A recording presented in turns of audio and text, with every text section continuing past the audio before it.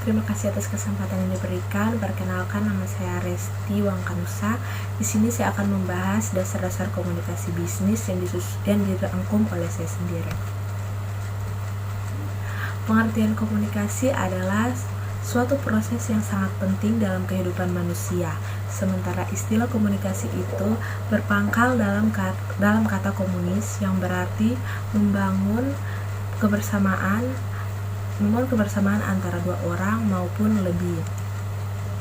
3 aspek yang perlu diperhatikan dalam berkomunikasi. Yang pertama, komunikasi harus dipandang sebagai proses. Kedua, menyangkut aspek manusia dan bukan untuk manusia.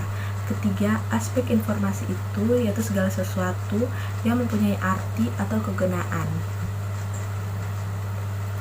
Keberhasilan suatu komunikasi ditentukan oleh semua unsur.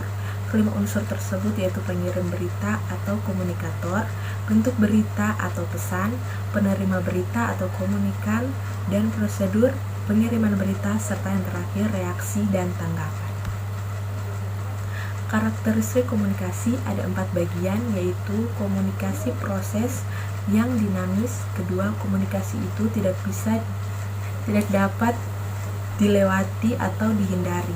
Ketiga, komunikasi bersifat proaktif, dan yang terakhir, komunikasi merupakan sesuatu yang bersifat interaktif.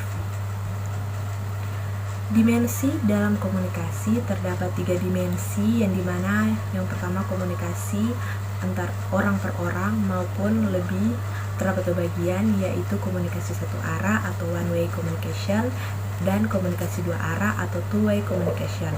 Selanjutnya ada arus komunikasi, dan yang terakhir komunikasi antar organisasi atau komunikasi dengan grup-grup eksternal.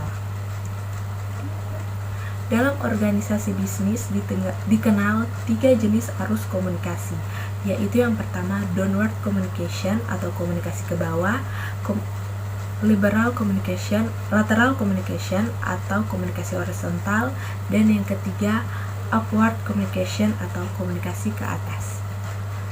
Bentuk-bentuk komunikasi, ada 2 bentuk komunikasi. Yang pertama verbal communication atau komunikasi verbal, yang dimana penyampaiannya dengan menggunakan tulisan atau lisan maupun angka-angka. Sementara non-verbal communication atau non-verbal komunikasi yaitu penyampaian informasi dengan menggunakan isyarat-isyarat tertentu.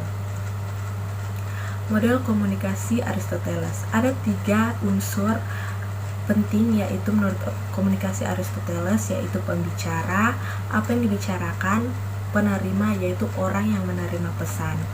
Sementara David Caberlo mengemukakan bahwa unsur-unsur utama komunikasi terdiri atas SMCR, yaitu source, message, channel, and recover. Di samping itu terdapat 3 unsur penting yaitu feedback, efek, dan lingkungan.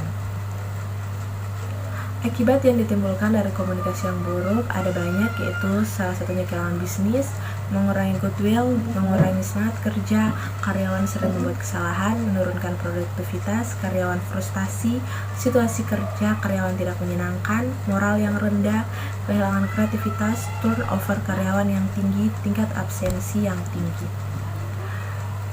Sementara hambatan dalam komunikasi ada rintangan yang bersifat teknis, rintangan perilaku, rintangan bahasa, rintangan struktur, dan rintangan latar belakang sosial dan pendidikan. Sekian dari saya, terima kasih.